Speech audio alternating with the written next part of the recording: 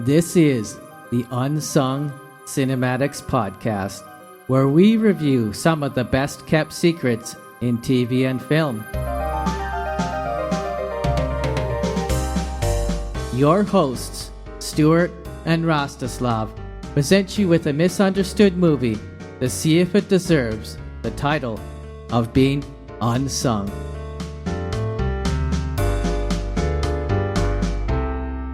Hello, listeners, and welcome to the Unsung Cinematics Podcast here in May of 2026. And this is episode 3 of 2026 for our off-the-record or short-form version of the podcast. Rasto and Ken are here today after we had a bit of a... I guess it's been about a month now, or at least since we've recorded. Hello, everyone. Hi, Ken. Hi, Stu. Hi, Rasto. Hello to listeners. Hello. Yeah, we took a little bit of break. I mean, not really, but it simply took a little bit longer till we got together. And now we are together and we are talking about movies we watched recently. Today it's quite interesting day. All about evil. It's all about the Evil Dead 1, 2, and 3.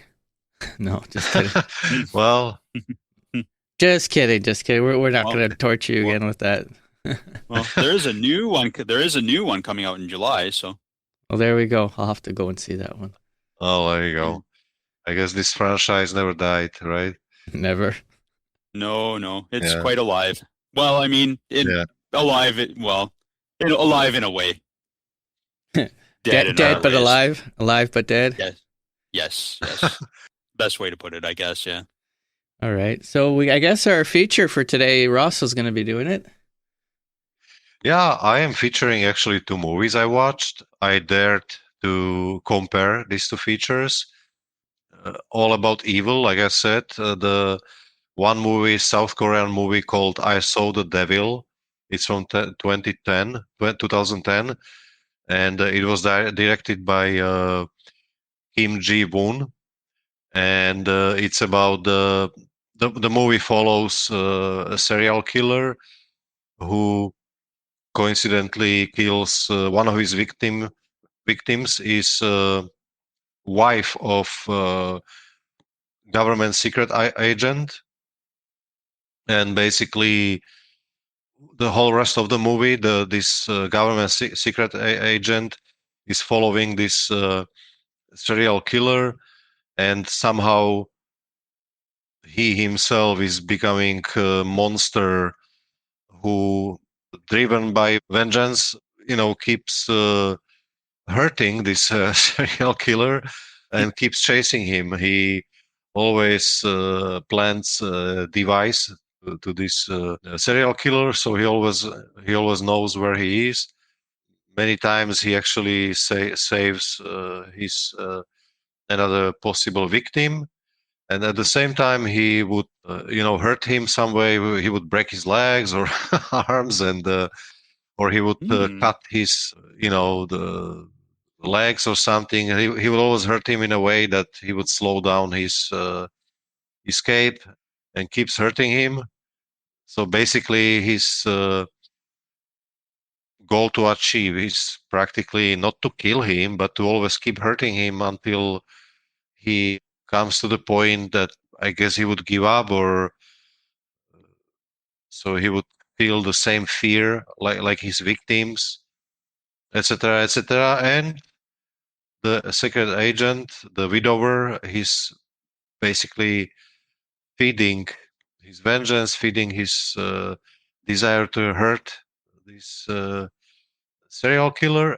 Basically, there is not really some kind of, you wouldn't expect some kind of win-win, situation. There is not like a good evil, but there is practically, almost you can say there is only evil, right? Now we can only guess, or who is actually worse, this serial killer or this secret agent widower as far as it goes, the serial killer is driven by his some sort of psychosis. He's simply a damaged man. On the other hand, the secret agent, I mean, this evil, it's like a virus. Suddenly this secret agent caught it and spreads it around just like the serial killer. On the other hand, we have another excellent movie, or another masterpiece called Blue Velvet from 1986, and it was directed by our favorite director David Lynch. Yep. This movie follows some small town in America, nice suburbs, and nice people there, and how easily you can find that even this ideal suburbs neighborhood where everybody is nice, everybody is helping each other, and you still can find evil in such a neighborhood, which is impersonated by this character Frank Booth. Even the last name Booth is it speaks for itself. So the story follows a college student and his parents and his family and his neighbor family of Williamses. This family, there is the father of the family is a detective. His daughter Laura, who is still in high school, but they know each other, and somehow through this story, there is also some romantic story at the background. So in this neighborhood, there is this Frank Booth. He kidnaps a little boy from local singer, played by Isabella Rossellini, and the singer's name is Dorothy Valens. He, of course, he's a head of this crime. I would say the criminal group in this small town. They committing the racketeering, they selling drugs, they doing all kinds of evil stuff, but also violence, etc. Also kidnap this son of this singer and her husband, and for that he's asking the singer to give him some. He became some sort of sexual slave to this character Frank Booth. So this is very short synopsis of both movies. But now, like I said, I would like to compare these two movies. I mean, these movies are, of course, well known to many people, and many people are well aware what are these movies about. So basically, I would say that while Blue Velvet treats evil more like in the psychological and hidden way, it's more like a some sort of Freudian macabre, hidden and secret world.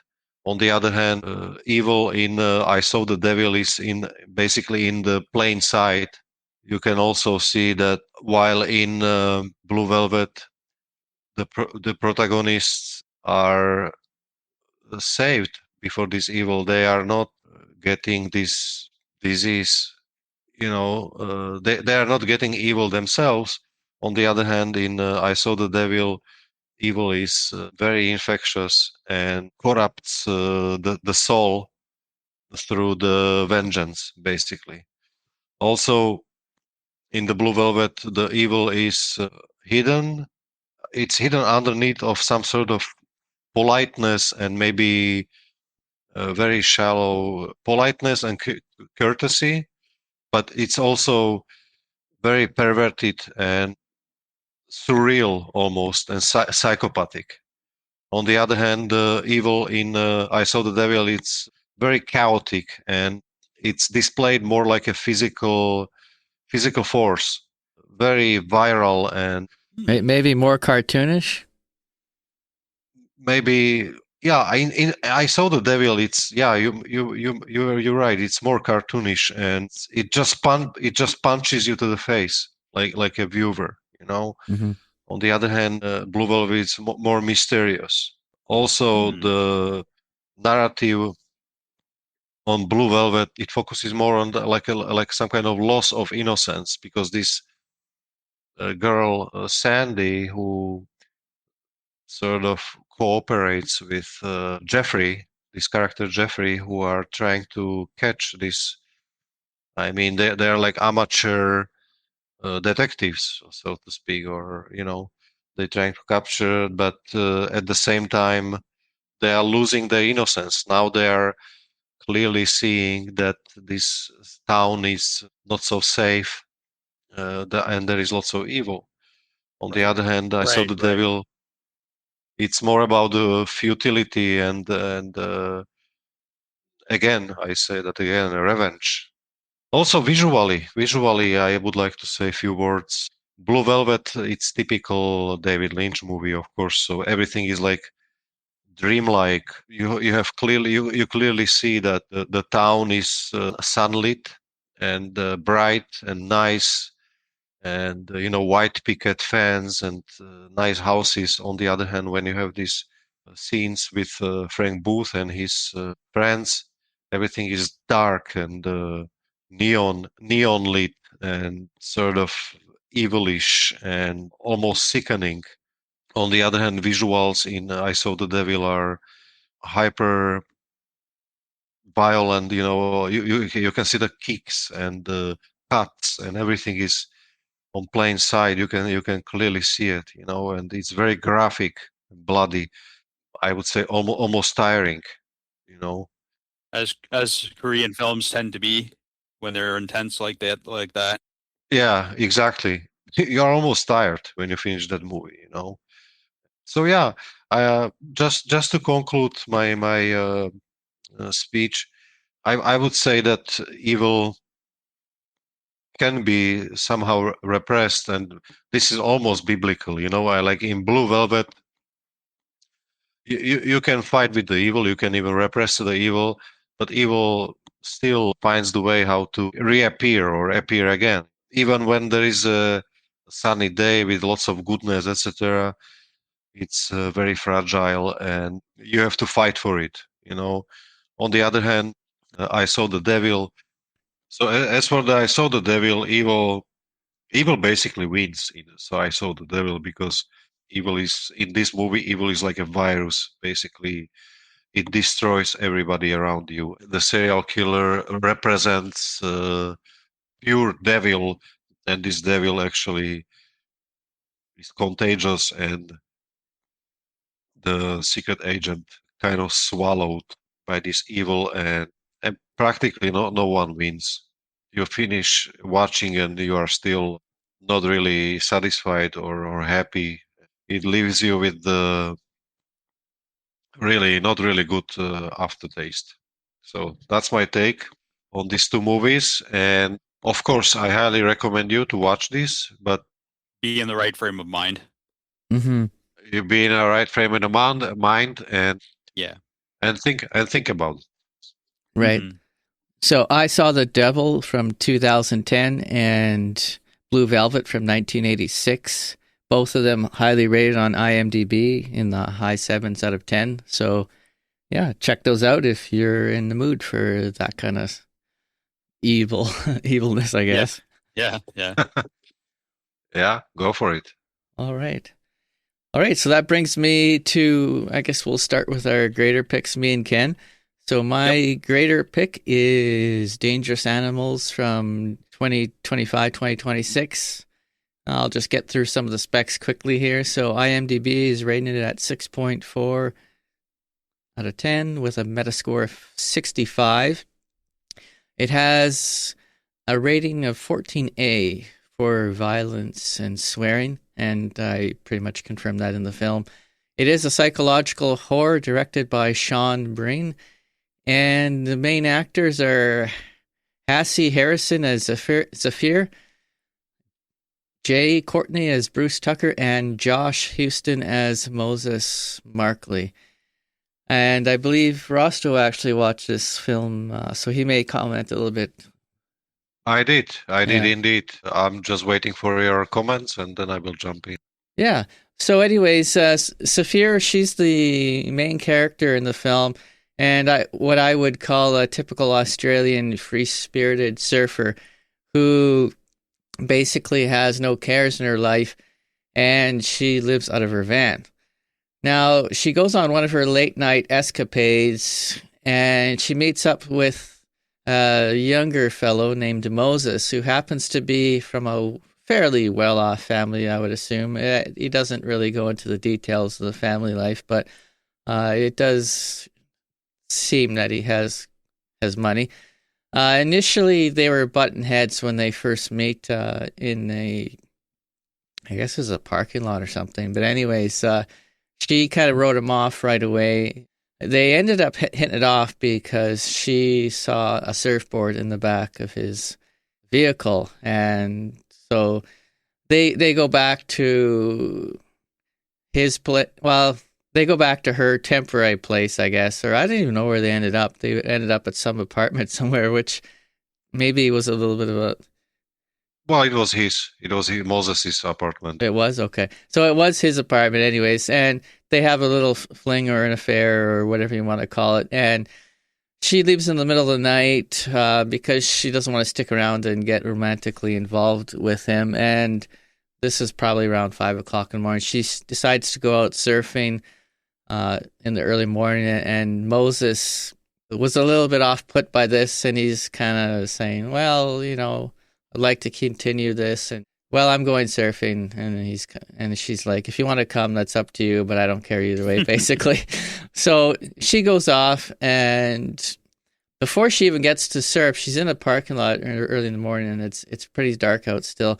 And there's another guy who comes up. He's providing services to the surfers, or I don't know if it was all made up or not, but he has his own boat, and he ends up kidnapping Zafir.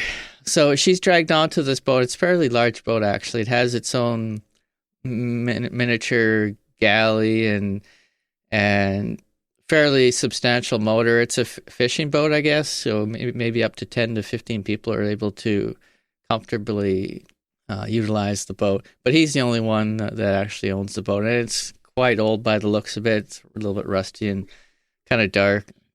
Well, not dark, but I mean, it was pretty rusty and the paint was peeling and whatever. So she gets thrown into the bottom of the boat, I guess is kind of beside the boiler room or something like that where the engine is. And there was another woman there because at the start of the film, there was another couple that was kidnapped. And so one of them survived and she was also stuffed into this room at the bottom of the ship. So they go off onto the ocean. This is off the coast of Australia. So there's lots of, we'll say, wildlife and sharks. So the premise of the film was about dangerous animals, which are sharks. And so Bruce Tucker, who is the antagonist in the film, he has this fetish for sharks for some reason. And it kind of goes throughout the film how that fetish kind of developed, and it has to do with childhood memories. And it comes to light that he's been feeding his victims to the shark. And he has this collection of VHS tapes that he's been collecting. And he has, I believe, over 100 of them. I don't know, maybe Rasto caught that more than I did. But I think he's got over 100 of these tapes, and each one of them is his victims. So at this point, both of them realize he's a serial killer. And he's got this old, I'm going to say, camera from the early 90s that he's been recording all these murders to. So basically what he's doing is he's got a little crane on his boat. He puts them in a chair, lifts the crane up, and slowly drops them into water. And he's throwing fish guts and all kinds of stuff into the water to attract the sharks. So he slowly lowers them into the water. And, well, as you know, the carnage starts to happen. And he's done this multiple times. So realizing the predicament that they're in, she tries to escape but is unsuccessful, and the other girl ends up getting fed to the shark. However, Moses has been looking for Zafir the whole time because he's really worried about her, that she hasn't replied to his texts or anything. So he goes on his own little criminal investigation to try to find out what happened. And eventually he figures out that it had something to do with this guy and this van that he's been or this truck that he's been driving around. So I won't spoil the rest of the film for you, but it is quite the survivalist movie. The plot is fairly straightforward. I mean, it is a movie about a serial killer. There was no rape involved, and I enjoyed the cinematography, and the suspense was not too bad in some places either. Hassie Harrison's performance maybe was a little weak in some points, but I did like Jay Courtney's performance. He really drew out the inner serial killer in him, and his demeanor and his facial expressions and whatnot. And I don't think this is on the level of Jaws or anything like that, but it was enjoyable enough. And some of the critics also mentioned that some of the characters lack some depth, and that's probably true to some degree. However, I look at this as more of a survival and adversity film than that of a character building film. So I gave this... Right, endurance test. Yeah, endurance test. And I gave this film a 7 out of 10. Not for the faint of heart either. And maybe Rasto wants to jump into and give me his opinion. Well, somehow it reminded me a little bit of this older movie from 70s, which talked all the, tourists. I think it was called Deliverance, or I can't recall. Yep, I think you're right. With Burt Reynolds and Ed Beatty? Yeah. Yeah, with John Voight and yes, John Voight. Yeah. So basically, it was when this movie came out. Of course, many people stopped going for camping to West Virginia. So basically, something similar might happen after this movie. The people are going to be afraid to go to some sort of cage gazing, or how I call it, the cage watching, the shark cage. Yeah. Something like that, right? So because you might stumble around this psycho. And that's interesting you say that. I did kind of forget that in my synopsis. The Bruce Tucker, the antagonist, he was actually supposedly a professional. You know how you go off the coast and you get put in a cage and, you get to see the sharks, whatever. So that was kind of, he had a business doing that. I guess that's the part I left out. So. Yeah. So basically I sort of see the similarity between these two movies, that people maybe will be very careful who they go in the boat with, So. Right. Indeed. So, yes. Yeah, there was a couple other smaller characters. I think the older dock hand guy was kind of interesting, but he didn't survive very long. So. Right. Yeah. Yeah, he was just the first 5 minutes. Yeah. So anyways, that was my take on the film, and I guess we'll pass it off to Ken then. Okay, sounds good. This month, I think for this month, I've got the closest thing to a family-friendly recommendation this time around. So anyway, my greater pick is the 2010 release from 20th Century Fox called Unstoppable. It has an MPA rating of PG-13 for sequences of action and peril and some language. It's sitting at 6.8 out of 10 on IMDb and 69 on Metacritic. It was written by Mark Baumbach, and it was directed by Tony Scott. This was actually his final film before he unfortunately passed on in 2012. So the story starts with Will Coulson, who's played by Chris Pine. He's a new train conductor, or relatively new train conductor from Pennsylvania. He's got a marriage on the rocks, and he's about to start a day at his new train yard. His new partner is Frank Barnes, who's played by Denzel Washington. A railway veteran and a father of 2 college-aged daughters, he's nearing retirement and somewhat uncertain that new blood like Will has what it takes to carry on the grand tradition. Their cargo run on that day is going to have a serious wrench thrown into it in the form of a runaway train that was left unattended at a train yard, or not totally unattended, but not very well attended by a couple of other workers. And it's carrying several cars of molten phenol. And this is bad chemicals. This isn't the polyphenols you find in blueberries. And if it isn't stopped before it hits a sharp curve on an elevated track section in Will's hometown of Stanton, it could, of course, derail and cause an historical disaster. Frank and Will, they have to first avoid playing chicken with the train because it's initially on a collision course with them, so they have to sort of divert onto a rail siding, get out of the way.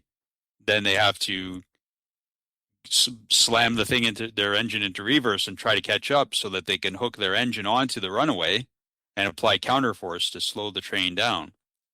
As their respective families and many other Pennsylvanians watch TV updates helplessly to see how, as the train gets closer and closer to more populated areas, Frank and Will have to rely on help from Yardmaster Connie Hooper, who's played by Rosario Dawson, and FRA Inspector Scott Werner, who's played by Kevin Corrigan, and they have to apply their own instincts and know-how to avert a very bad end to their day and many other people's day.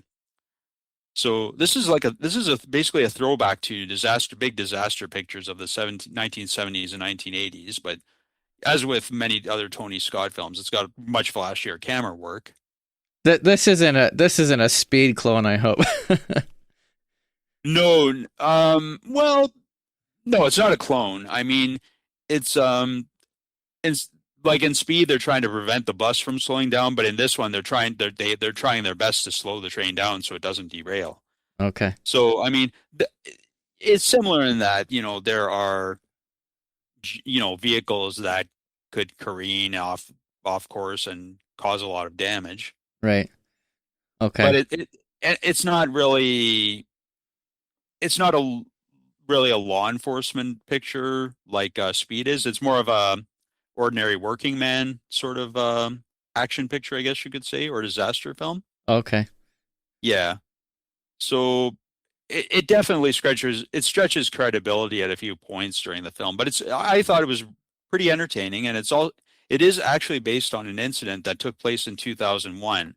I don't know if the stakes were as high during that event as they've sort of they've added dramatic elements for this movie, of course. So, but one thing they did have was one of the crew members who helped stop that train in 2001, a fellow named Jesse Knowlton. He was actually a consultant on this film. Okay. And yeah, and Washington and Pine, they had pretty good chemistry, I thought, as like the self-described old head and the whippersnapper. They overcome their initial tension as they're working together to figure out how to stop the runaway train. And I also like Dawson as their go-between at the train yard, who sort of coordinates. She's sort of hustling to coordinate with the police on a strategy to stop the train, and they try to derail it at one point with like metal fixtures applied to the track. Okay. Yeah. And there are some interesting stunts in this film. Apparently Chris Pine did all of his stunts. Denzel Washington, he shared the stunt duties with several stuntmen, but he was on top of the train for a good portion of it, near the end of the film. At one point, the Frank Barnes character is running along the train to try a strategy to slow it down using the brakes on each car.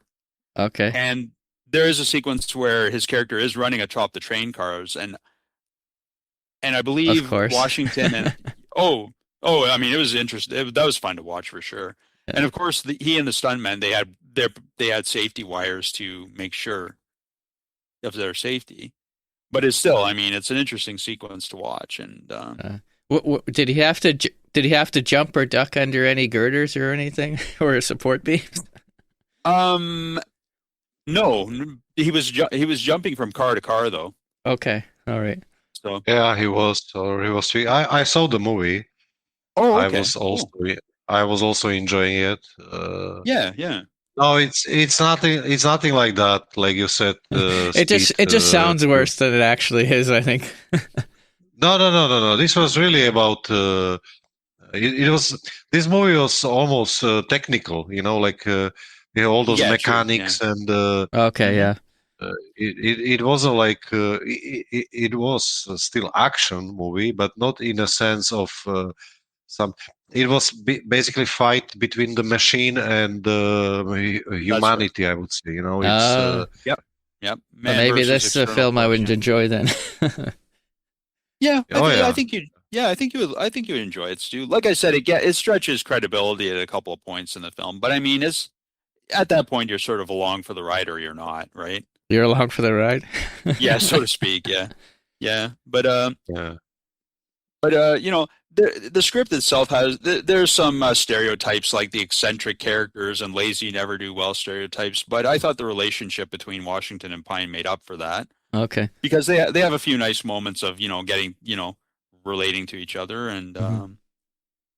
and sort of at the end they sort of go head against the head of the railway and deciding to stop the train because the railway the railway management themselves wanted to just try and derail it, but they were determined to stop it. So they Okay. sort of find common ground in that. So yeah, I enjoyed it. I give it a 7.5 out of 10, and it's available on Blu-ray and DVD and to stream on Tubi. Oh, okay. Well, if it's on Tubi, maybe I'll check it out on this long weekend that we're recording on. Yeah, I think it only showed up on Tubi a couple of weeks ago, so it's new to the service. But yeah, it's there for you to enjoy. All right. Typical nice. man versus machine. Man wins Yeah. always, even if it means throwing the monitor or the keyboard out the window. Well, it's a little more dramatic than that, but I mean, It's not Office but Space quality where they're beating it with a baseball bat in their bare hands. no, very blue collar, Okay. large machinery stuff. All right. Perfect. Okay. Thanks for that, Ken. And that'll bring me to All right. my lesser pick. And this one is called American Sweatshop from 2025. And I'll say right up front, it does not live up to its name. It is definitely not a sweatshop. It has no sweat involved, mostly just air conditioning, cubicles, and psychologically damaged Zoomers. And it's from 2025, not rated actually, but there is implied sex, some swearing, gore, which is implied as well, and the violence is implied as well. We don't get any basically in your face gore or violence. IMDb viewership ratings gave it a 5.3 and the critics gave it a 58 for the Metascore, and it is considered a psychological drama directed by Uda Brianskiewicz. I guess that's how you pronounce it. Briaswitz, maybe. The main actors are Lily Reinhart, who plays Daisy, Daniel Melchior as Ava Lopez, Jeremy Jones as Paul, Joel Fry as Bob, and Sean McInnes as the interviewer, in the upscale firm. And he's actually probably the antagonist of the film, but it never 100% confirms that as the case. Now, the premise behind this film is rather simple. So what it's trying to do is take a deeper look at the life of a typical content moderator who works for a third-party company. So, for example, they might be a smaller firm that has a contract with Meta, Google, or some other social media company. From what I can tell, they only had maybe 50 employees, half of them maybe in a single room, which most of the film was shot in. And the job of the content moderators was obviously just to go through all the flagged content from the users of the platform and this was all videos that they were doing, so either allow the content or delete the content. That was their only job. Now, the only issue is that most of these things that the reviewers are actually reviewing are basically like really hardcore stuff. So we have sex, we have animal violence, we have extreme accidents, there's porn, there's all kinds of different things that are just obscenely grotesque that they're reviewing. Now, the job sounds simple enough, but they are constantly being hounded by their crappy boss to meet their metrics. And also, there's a bunch of disagreements between the staff and the boss regarding free speech law. So it seems like she's dragging the whole floor into a meeting every other week or every week regarding what is considered free speech and what is not considered free speech, even though some of these things are very grotesque. Some of that has to be let through for free speech laws. And because of this, the turnover rate is rather high, and basically every week another employee has a mental breakdown. So, and they actually have a crying room, or I'm going to say a room where they can kind of scream and just go completely mental, and if they feel like they're having some issues. One of the employees doesn't bother going to the crying room, but he does it right on the floor, and it's often in the movie that you see him swearing, cursing, or otherwise trying to punch his monitor or punch the wall or something just because of the stuff that he's watching. They even have a gambling pool on who is going to be the next person to crack. It's usually the newer people within the first month or so.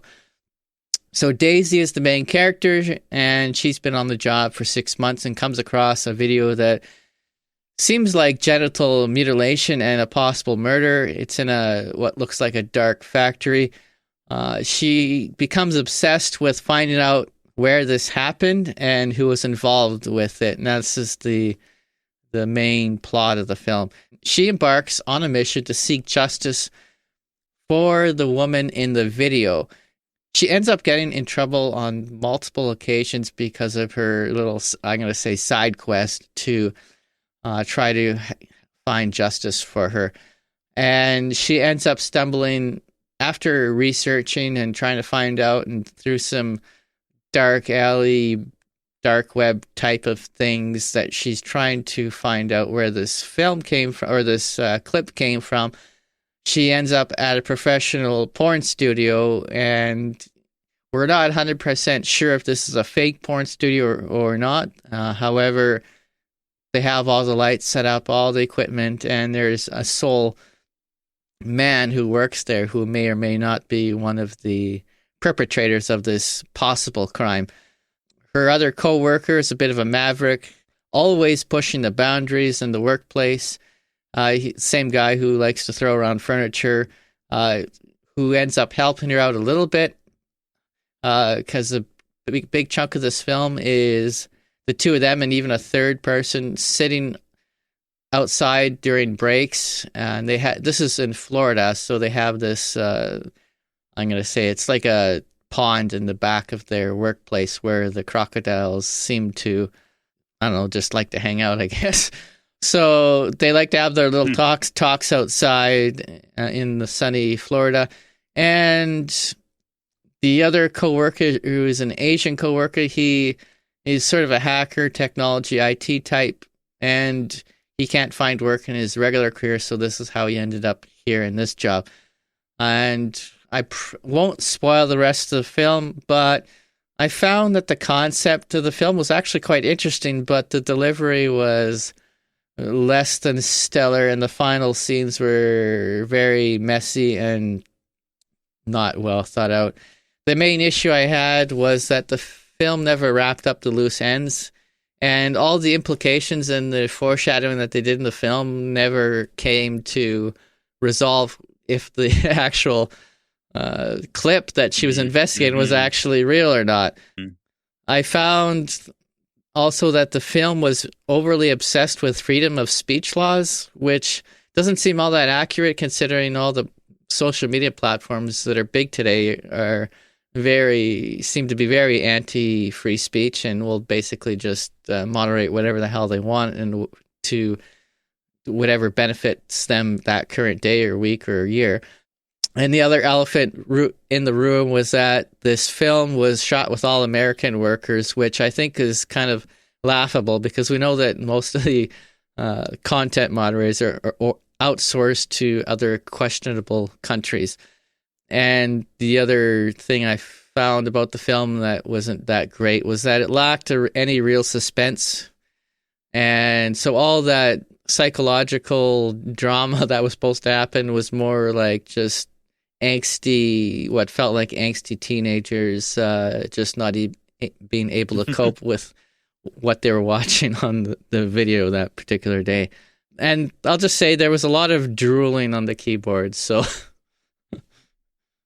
Yeah, I mean, it sounds good. The whole concept and the story and the script. It sounds good on paper, but yeah, the execution was very poor. Huh? Yeah. I gave it a 4.9 out of 10, in case anyone was wondering. Oh, I mean, okay, IMDb, it's on 5.3, so it's still a little bit better. Yeah, not a great film by any means. I think if they had the proper director and a better writer, they could have made this. But it's still worth to check it out, right? I mean, I guess if there's no other movies, it was probably more interesting than some of the slop out there that has zero emotional connection. But I don't know. I mean, maybe to some people it might be worth watching if you got nothing else going on. All right.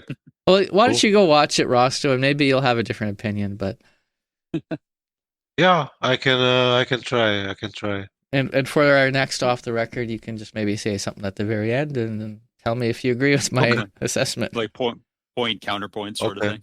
Yeah. I guess this will be my lesser pick for the month. And I guess if I had a theme of any sort this month, that would be films with adjectives for titles, because my lesser pick is called Colossal. It's a 2016 release from Neon and Voltage Pictures with a runtime of 109 minutes, an MPA rating of R for language, but there is also some violence. It's at 6.2 out of 10 on IMDb and a 70 score on Metacritic. And it's written and directed by Nacho Vigalondo. We have Gloria, played by Anne Hathaway, who is a young lady trying to live the NYC life with her boyfriend Tim, played by Dan Stevens. However, her chaotic party girl ways and chronic unemployment, she's like a freelance writer, I guess you would say. These factors lead Tim to kick her out of their apartment. And she returns to her hometown in New Hampshire and crashes out at her parents' currently empty rental house. And she's a little bit run down and sort of, I guess, I don't know if you would say depressing, but it's not the ideal environment. And she tries to gather herself and her wits about her. And she reunites with her childhood pal Oscar, who never left their little town, played by Jason Sudeikis. He takes pity on her and he brings her furniture, a TV, and an offer to work at the bar he inherited from his father. She accepts all these, and life seems to be improving for her. And, including some after-hours hangouts with Oscar and his friends Garth, who's played by Tim Blake Nelson of Old Henry, and Joel, played by Austin Stowell. She starts to have blackouts and pain and migraines, I guess you would say, which are connected to a kaiju-type monster that is suddenly terrorizing Seoul, South Korea, in a wild twist out of left field. And she discovers that whenever she's at a park near the house, that the giant creature's actions are sort of mimicking her physical movements at the park, and her actions are resulting in her inadvertently terrorizing the citizens of Seoul. So it's sort of like the giant monster is sort of her puppet in a sense. She clues in her friends as to what is happening to her. And pretty soon a giant robot materializes alongside the monster in Seoul, and it starts clashing with Gloria's kaiju, so to speak, puppet. Then the relationship between Gloria and Oscar has shifted and sort of reflects the conflict. And Tim finds out what is happening and tries to convince Gloria to leave and return to New York with him. But she decides to go to Seoul instead to finally face this whole problem, which has gotten more bigger or colossal, I guess you would say, than she expected. There was kind of a bait and switch that happened when I watched this film. The trailer I watched made it seem like more of a whimsical science fiction comedy drama adventure, I guess you would say. But it had a much darker edge than I expected. And I guess there were just enough wacky moments through the film to sort of stitch together a trailer with the overall vibe. Oh, no. Yeah, unfortunately. Old bait and switch. Yeah. And yeah, I guess they had enough moments to put together a, I guess whimsical trailer, I guess would be the word you would use. But as the story unfolded, the friction between Hathaway's and Sudeikis characters that actually dominated the film, it brought like pretty unsettling feeling to what I was expecting to be a girl and her monster story. That said, the actors did okay with the material they had. Sudeikis here, he's a lot different than he is in the role of Ted Lasso, the TV series that's on right now. Or I believe it's in its final season. The character in Ted Lasso, of course, is a very... I mean, I haven't watched it, but I've heard bits and pieces about it. He's a very, positive and uplifting dude, but here he's a bit more narcissistic and abusive, I guess you would say. I haven't seen I've seen Hathaway in a few other things. The thing I remember her most from was being Catwoman in The Dark Knight Rises, but I know she's played other, I guess you would say, neurotic, messed up roles, but she was pretty sympathetic here and had some moments of humor. And apparently, according to IMDb, she was also pregnant during the filming. So, good on her for taking on the challenge.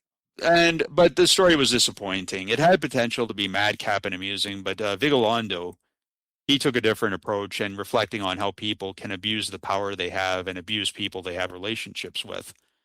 I think your overall enjoyment is going to depend on how you feel about the more serious approach taken here. So for me, it didn't land all that well. So my score was 5 out of 10. It is available on Blu-ray and DVD, and you can stream it on Fossum, Plex, and Prime Video. Okay, I've never. Okay. Fossum's a new one.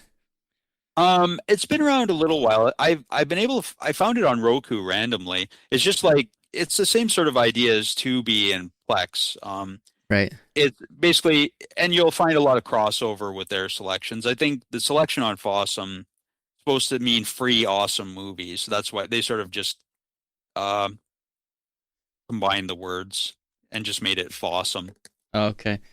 So the catalog is a lot more limited, and they have a couple of different channels. They have Fossum Action, Fossum Horror, and other genres as well.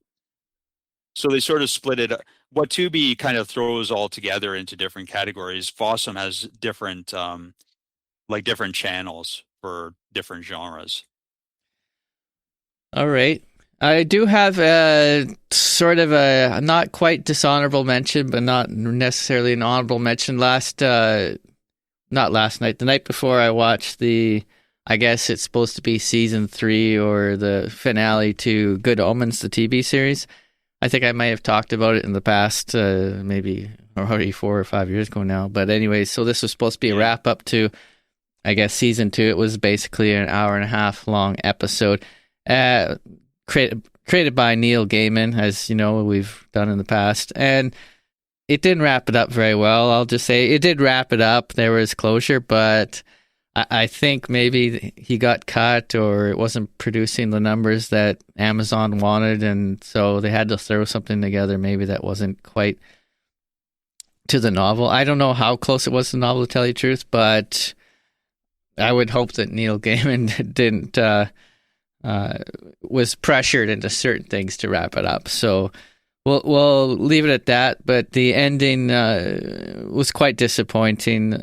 It was working towards something in the last, I'm going to say, the first hour, and then the last 20 minutes, it kind of went off the rails, and how the universe sort of, well, something happened to the universe, and then God came into the picture, and yeah, it just wasn't a good fit, I thought. So, yeah. It sounds like they tried to create a grand story, and they only had 20 minutes left to resolve it, and they couldn't.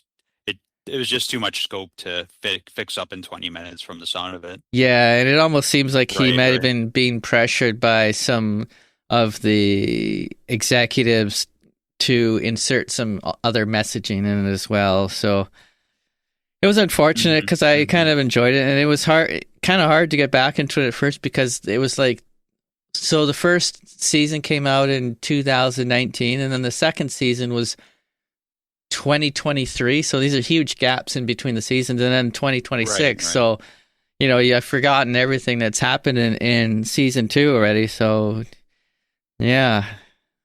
It's hard to maintain the continuity, I guess. Yeah, I know Amazon loves to do that. They love to throw out stuff, and they start very hot and bright, and then after the first season, they either just cancel it or it just takes a huge downward trend. I mean, so unfortunate, Right. but it is what it is, I guess. Yeah. All right. So if nothing else, we'll wrap up this episode. Yep. And thanks, Rasto. Thanks, listeners. Yeah, thank you to everyone, and we'll see you in the next. Thanks. Thank you. We'll see you in the next full-length episode, and have a wonderful day or evening whenever you're listening to this. The Unsung Cinematics podcast is produced by Rastislav Miklos and Stuart Rathje. The statements in this podcast are the opinions of the hosts and not necessarily a true statement or literal fact. You can find us on Substack at unsungcinematics.substack.com or listen to us on your favorite podcasting app. Copyright 2026.